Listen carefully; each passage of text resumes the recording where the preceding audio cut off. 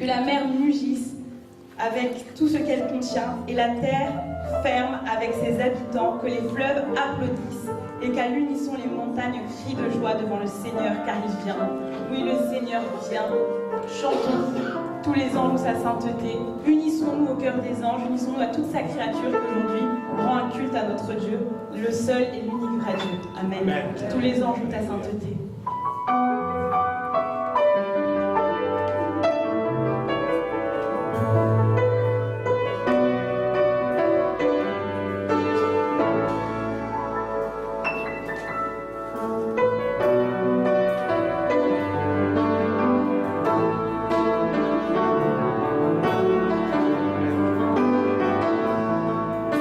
Tous ensemble, tous les anges. Tous les anges,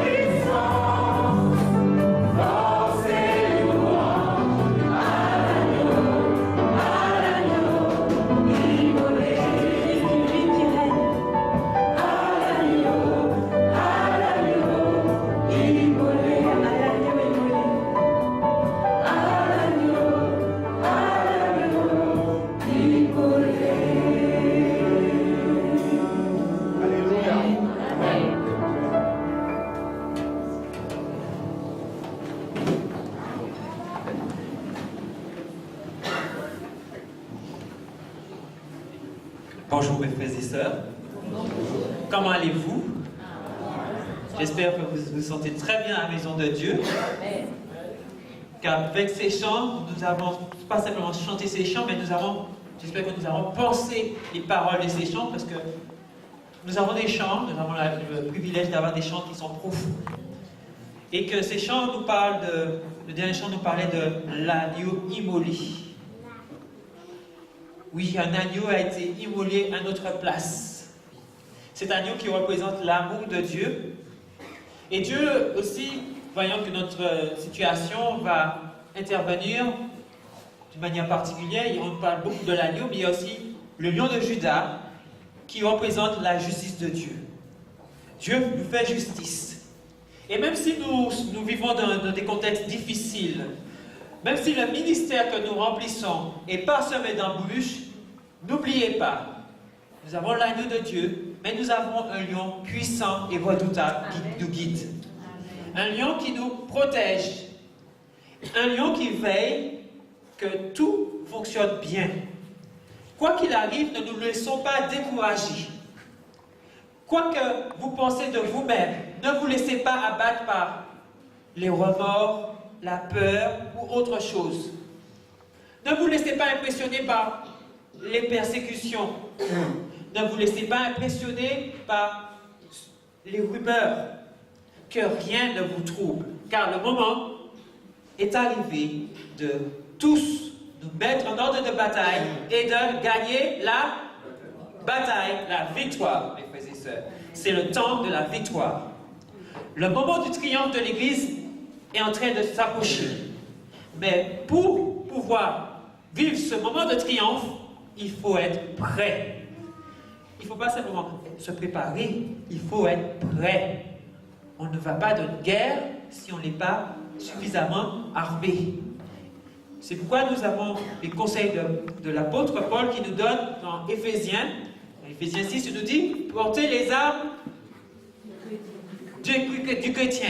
Et il nous donne toutes les descriptions de chaque élément pour que nous puissions être suffisamment résistants, forts, robustes pour gagner. Car notre Dieu est un Dieu de victoire et c'est celui-là qu'il veut. Mais malheureusement, avant d'arriver là, il faut, je dis malheureusement ou heureusement, ça dépend de quel point de vue, il faut prendre conscience dans quel état nous sommes. Il faut voir la vérité en face. Il faut regarder dans le miroir de l'Esprit de Dieu, regarder le miroir de la loi de Dieu pour voir notre réalité. Et lorsqu'on regarde dans le miroir celle de la vérité, qu'est-ce qu'on constate? La plupart des temps, nous constatons qu'il y a des choses qui ne sont pas claires. Nous sommes dans le doute. Nous avons plein de questions. Nous sommes des chrétiens, mais parfois, vous avez souvent remarqué, nous allons nous discuter sur des textes, alors que nous avons la même foi, mais nous allons discuter sur des textes, voire même discuter. Non, je te dis c'est ça. Moi, je te dis non, c'est ça. Nous sommes dans la confusion. Et puis, il y a certains ceux qui veulent toujours faire toujours plus dans l'église, toujours faire. Et finalement, on se trouve dans un état, on n'est jamais rassasié. Mais pourquoi on n'est pas rassasié? Nous ne sommes pas dans la maison de Dieu, nous ne sommes pas avec Dieu. Normalement, on devait être rassasié. Alors, que se passe-t-il? Quelle est notre situation? Qu'est-ce que nous avons oublié? Qu'est-ce que nous n'avons pas fait? Nous avons plein de questions. Mais le Seigneur ne nous laisse pas sans réponse. Mais avant de rentrer dans le sujet, je vais vous raconter une histoire. Et cette histoire, c'est une histoire vraie qui s'est réalisée à une époque et qui malheureusement, ce genre d'histoire se répète tout le temps dans l'histoire de l'humanité. C'est l'histoire d'une ville très importante. Une ville où il y a eu des grands rois, des grands hommes. C'est une ville qui était aussi importante que Rome. Elle incarnait elle-même l'esprit de Rome. Et elle s'opposait même à Rome. Cette ville portait un nom au départ, c'est un nom d'origine grecque, qui s'appelle Byzance. Elle est connue aussi sous le nom de Constantinople. Vous avez déjà entendu parler de cette ville-là? En histoire, effectivement. Oui. De toute façon, il y a beaucoup d'histoires, même dans la Bible. Et cette ville, du nom de Constantinople, vous avez entendu parler de Constantin le Grand, celui qui va faire des lois et va justement changer les lois, modifier les lois, les 10 commandements, et mettre de côté le sabbat. Cette ville est une ville très importante. Elle rayonnait. C'était la deuxième Rome. Et cette ville va porter aussi le nom, maintenant elle porte le nom d'Istanbul. Cette ville, les gens étaient fiers, étaient belles. Il existe, juste à présent, vous pouvez visiter dans cette ville un monument que tous ceux qui sont allés dans cette ville connaissent, on l'appelle la basilique Sainte-Sophie. Elle est impressionnante. Et c'était une ville qu'on avait été fiers. Et les habitants étaient fiers d'eux-mêmes. Ils avaient tout. On disait qu'il y avait des richesses, de l'or, il y avait tout. Tout ce qu'on voulait, tout ce qu'on désirait trouver. Elle se trouvait à un endroit, un passage, où tous les marchands passaient et vendaient. Et on s'enrichissait, année après année. Mais les choses ont changé. Vous savez, lorsqu'on voit qu'on est bien haut, qu'on est fort, qu'on est solide, qu'on est riche, c'est là que la chute est descendue, vertigineuse, effectivement. Et puis, qu'est-ce qui s'est passé? De plus en plus, cette ville s'est laissée corrompre.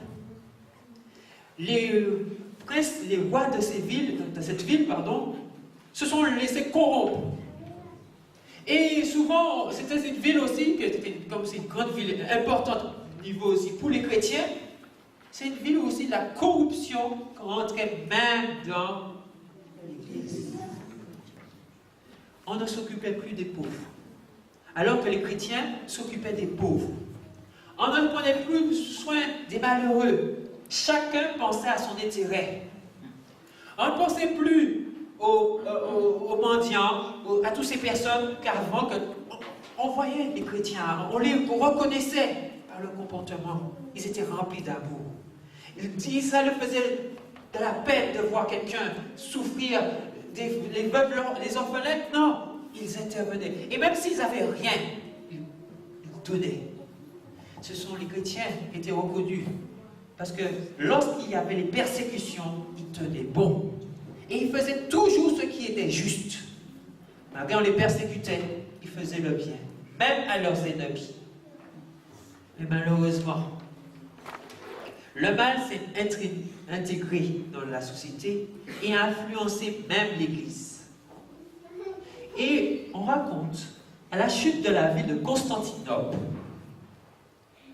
une ville qui était très fortifiée, qui était bien sûr, elle avait plus le prestige d'antan, mais cette ville était quand même puissamment protégée avec d'épaisses murailles.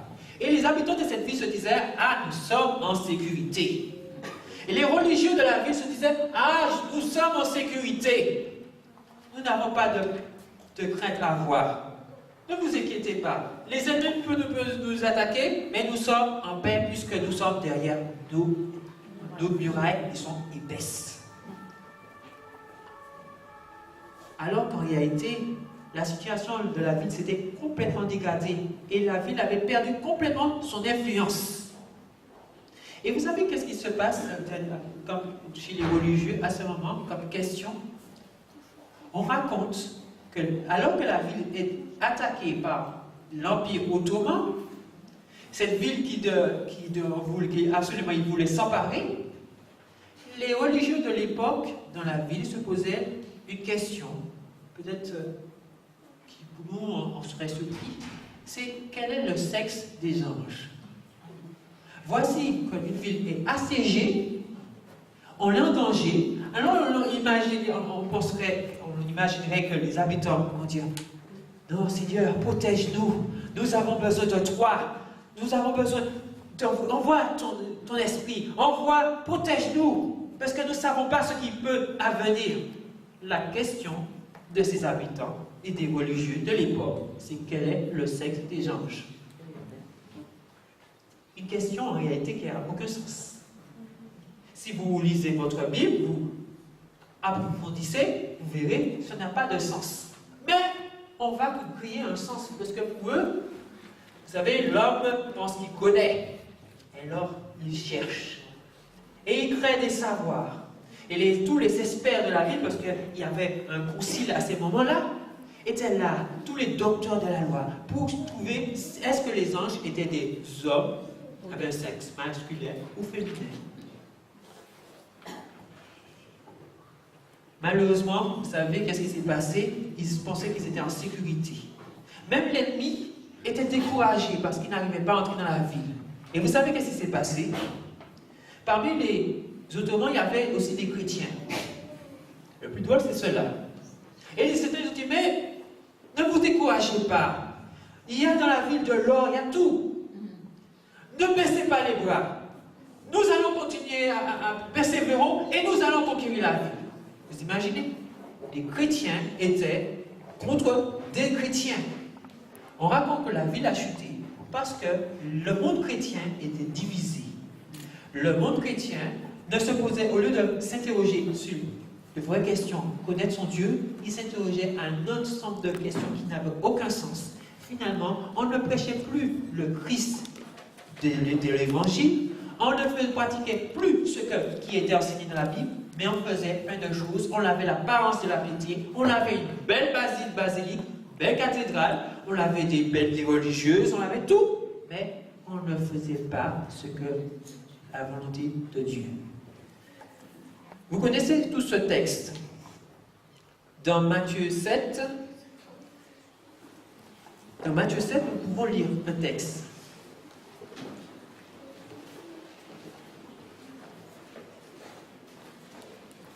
Le texte suivant. Ce n'est pas ceux qui disent Seigneur, Seigneur, qui entreront dans le royaume des cieux, mais ceux qui feront la volonté. Nous pouvons prétendre que nous sommes de bons adventistes. Nous pouvons prétendre que nous sommes de bons chrétiens. Mais le Seigneur ne regarde pas l'apparence. Il ne regarde pas, il ne va pas, vous savez, au ciel, il n'y a pas un registre pour vérifier combien de fois vous venez à l'église, et si vous venez à l'heure, quelles sont votre façon de faire, si vous chantez, ou si vous ne chantez pas, si vous faites ceci ou vous ne faites pas cela. C'est que le Seigneur regarde, c'est l'état de notre cœur. Amen. Il regarde s'il y a son esprit en vous. Il regarde s'il y a l'empreinte de son caractère en nous.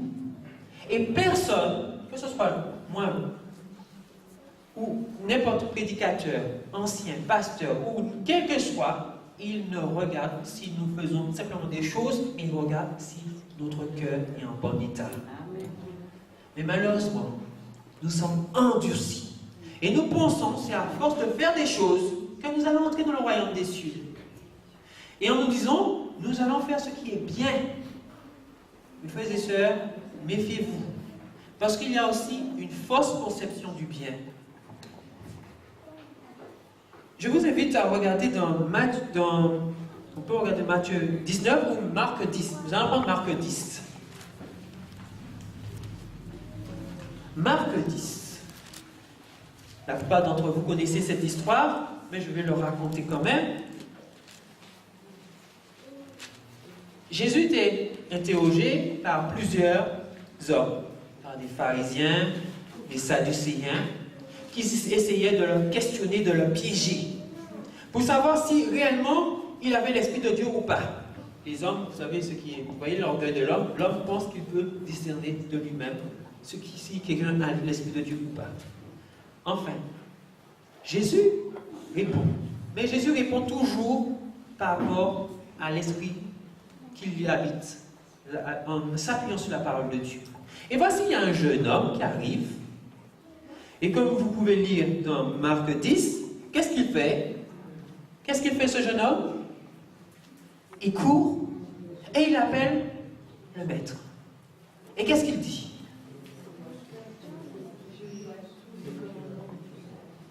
Avant de dire que j'ai lu tout, il pose une question.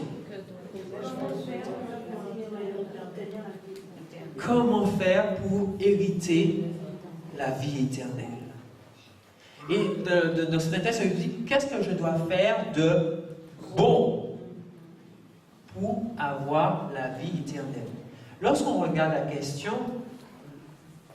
et le contexte qu'il se présente, parce qu'il va faire des éloges au Christ. Ah, bon maître!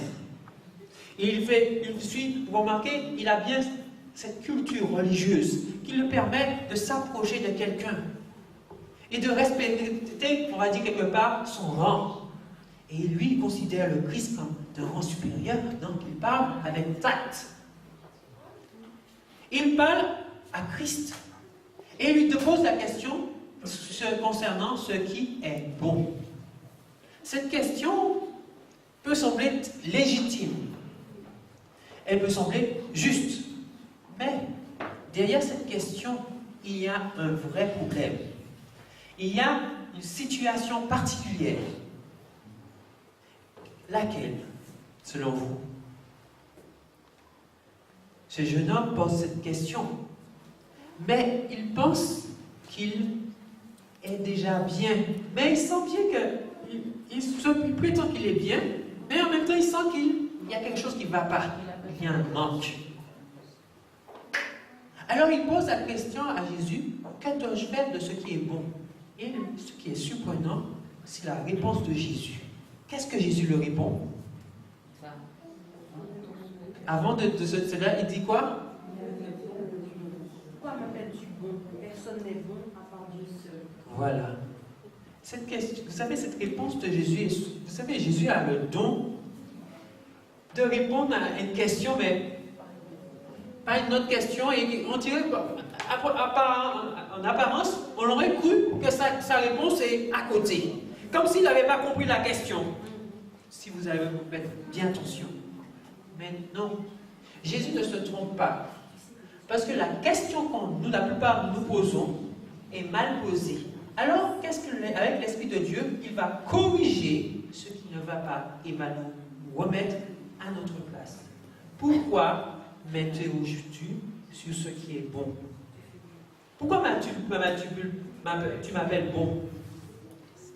Quels sont tes critères? Sur quoi tu t'appuies? Quel est ton fond? Quelle est la motivation qui est derrière cela? Souvent, mes frères et sœurs, nous avons des choses bonnes ou mauvaises. Mais qu'est-ce qui est derrière cela? Est-ce que nous sommes en train de nous appuyer sur la parole de Dieu, ou bien nous appuyons sur notre propre raisonnement, notre conception qui nous a été donnée depuis la nuit des temps, et on nous a dit que bon voilà, le bon c'est ça, faire ce qui est bien c'est ça, mais sans nous interroger quelle est la volonté de Dieu. Nous pouvons prétendre que nous faisons de bonnes choses, mais s'il n'y a pas la volonté de Dieu, Jésus-Christ est en train de dire à ce jeune homme, s'il n'y a pas Jésus-Christ, s'il n'y a pas l'Esprit de Dieu, ce que tu appelles bon, en réalité, n'est pas bon. Et le problème, c'est cela.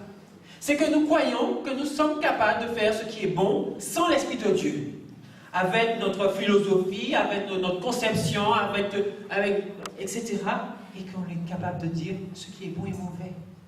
C'est l'Esprit de Dieu qui nous dit ce qui est bon et mauvais.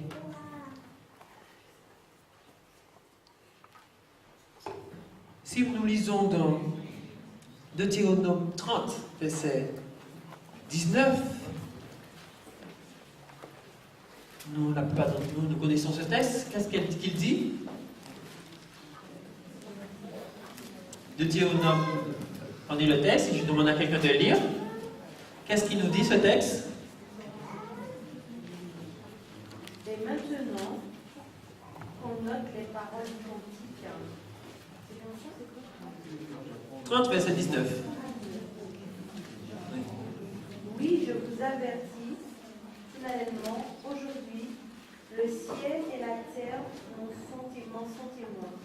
Je place devant vous la vie et la bénédiction d'une femme. la mort et la malédiction d'autre part.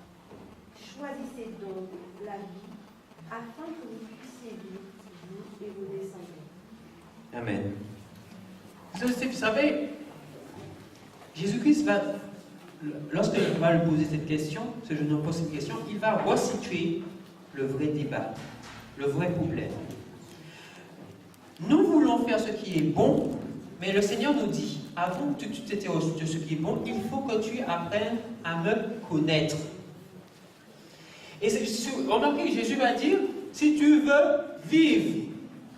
Jésus ne va pas lui dire si tu veux faire le bien, il va lui dire si tu veux vivre. Et qu'est-ce que cela veut dire? Si vous voulez faire le bien, il faut apprendre à vivre comme Christ. C'est Dieu même seul qui est capable de faire ce qui est bien dans notre vie. Si nous voulons faire le bien, ce n'est pas avec notre force, mais c'est avec l'énergie que donne le Seigneur. D'ailleurs, Paul lui-même le dit. Nous pouvons lire cela dans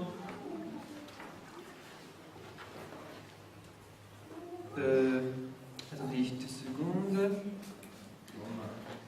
Oui, dans Romains. Oui, tu veux citer? Romains 7.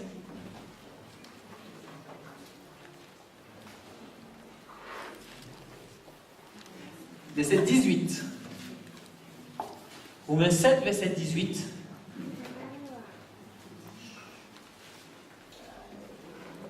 Qu'est-ce qu'il dit? Ce qui est bon, je le sais, n'habite pas en moi, c'est-à-dire dans ma chair. J'ai la volonté, mais non le pouvoir de faire le bien. Voilà. J'ai la volonté, mais non le pouvoir. Vous savez, la plupart d'entre nous, nous voulons faire le bien. Mais pour faire le bien, il ne suffit pas de vouloir faire le bien, il faut avoir le pouvoir. Et ce pouvoir ne vient pas de l'homme, il vient de Dieu. Et le Seigneur veut que nous puissions bien comprendre cela. Parce que souvent nous sommes laissés gagner par un petit malentendu. Le diable a réussi à faire croire aux hommes qu'ils peuvent résoudre tous leurs problèmes, en s'appuyant sur soi-même. Et au dernier temps, c'est cela qu'il va séduire. Il va séduire beaucoup de gens en leur disant, tu as la possibilité, la volonté, le pouvoir. Donc si tu as la volonté, tu as le pouvoir de vaincre ce qui est mal. Non, mes frères et sœurs, c'est une illusion. Si nous voulons vaincre le mal, il faut avoir le pouvoir de vaincre le mal. Et ce pouvoir-là ne vient que de l'Esprit de Dieu. C'est très important. Parce que si nous ne recherchons pas ce pouvoir que donne le Saint-Esprit, eh bien nous serons facilement influençables. Croyez-moi, l'esprit malin qui est en face de nous a beaucoup d'années d'expérience. Il a pris le temps de nous analyser. Regardez, c'est un bon comportementaliste, c'est un bon mentaliste. Il vous observe, il voit selon vos gestes, il arrive à deviner ce que même que vous pensez. Il n'est pas dans les pensées, mais il va interpréter, vu votre réaction, qu'est-ce que vous pouvez faire. Il vous épie nuit et jour, même lorsque vous dormez. Et il lui suffit de rien, d'un petit compromis pour vous influencer et vous conduire loin de Dieu. C'est pourquoi nous avons besoin de ce pouvoir qui vient de Jésus-Christ, le pouvoir qui vient de l'Esprit de Dieu pour pouvoir vaincre. Et croyez-moi, le plus faible d'entre nous vaincra. Amen. Oui, le plus faible vaincra. Même un enfant de 2 ans peut vaincre s'il fait confiance à Dieu. Dieu le permettra de gagner. Amen. C'est pourquoi, lorsqu'on nous parle de persécution, de souffrance, toutes ces choses, ne nous laissons pas abattre parce que nous avons déjà tout ce qu'il faut. Jésus a tout accompli pour nous permettre de gagner la victoire. Amen. Il nous fait comprendre une chose. Dieu nous a toujours présenté une chose. Il dit, je mets devant vous la vie et la mort. Choisis la vie pour que tu vives. Il nous dit, suis la vie. Pourquoi? Parce que dans la vie en Christ, vous avez tout ce qui est bien. Vous savez, ceux qui ont la vie en Christ ne se posent plus des questions. Ah, est-ce que je dois faire ceci pour me... Non, parce qu'ils ont la vie en eux. Et la vie en Dieu leur permet de faire tout ce qui est bien. Si nous sommes dans la même intégration que ce jeune homme, c'est parce que nous sommes voilés. Et qu'est-ce que nous lisons dans le texte que nous avons lu, que Sandra avait lu? Que si, tu peux relire le texte dans 2 Corinthiens 4, verset... C'était le verset... Alors, 2 Corinthiens 4, verset 1 à 6. Oui. C'est pourquoi, ayant ce ministère, selon la miséricorde qui nous a été faite, nous ne perdons pas courage. Nous rejetons les choses honteuses qui se font en secret. Nous n'avons point une conduite astucieuse et nous n'altérons point la parole de Dieu. Mais en publiant la vérité, nous nous recommandons à toute conscience d'homme devant Dieu. Si notre évangile est encore voilé, il est voilé pour ceux qui périssent, pour les incrédules dont le Dieu de ce siècle a aveuglé l'intelligence, afin qu'ils ne fissent pas briller la splendeur de l'évangile de la gloire de Christ, qui est à l'image de Dieu. Nous ne prêchons pas nous-mêmes, c'est Jésus-Christ le Seigneur que nous prêchons, et nous ne disons vos serviteurs à cause de Jésus. Car Dieu, qui a dit, la lumière brillera du sein des ténèbres, a fait briller la lumière dans nos cœurs pour faire resplendir la connaissance de la gloire de Dieu sur la face de Christ. Voilà. Vous avez compris? Si nous sommes voilés, c'est parce que ça veut dire que nous manquons cette intelligence. Il faut que nous réclamons de Dieu cette intelligence. Paul nous dit, si vous êtes sans intelligence, demandez et il vous donnera cette intelligence. Et lorsqu'on a cette intelligence, Dieu nous permet de vaincre toute adversité. C'est pourquoi, lorsque les chrétiens avaient compris à une époque cela, c'est pourquoi lorsqu'on les persécutait, même si on les crachait au visage, ils faisaient toujours ce qui est bien. Alors les gens ne comprenaient pas. On les prenait, on les jetait dans des lions pour se faire dévorer. Mais malgré cela, les gens étaient surpris. Ils étaient dit, attendez, ces personnes elles sont folles. Mais ces personnes étaient remplies de l'amour de Christ, de sa justice. Ils avaient un esprit de liberté que seul Christ donne. Nous pouvons lire cela dans Galates 5. Christ est mort pour notre liberté et pour que nous ayons cet esprit de liberté. Mes frères et sœurs, je ne vais pas rester plus longtemps. Il y a beaucoup de choses à dire, mais le temps est arrivé. Je crois que, tout simplement, nous devons comprendre. Aujourd'hui, nous avons besoin d'unité.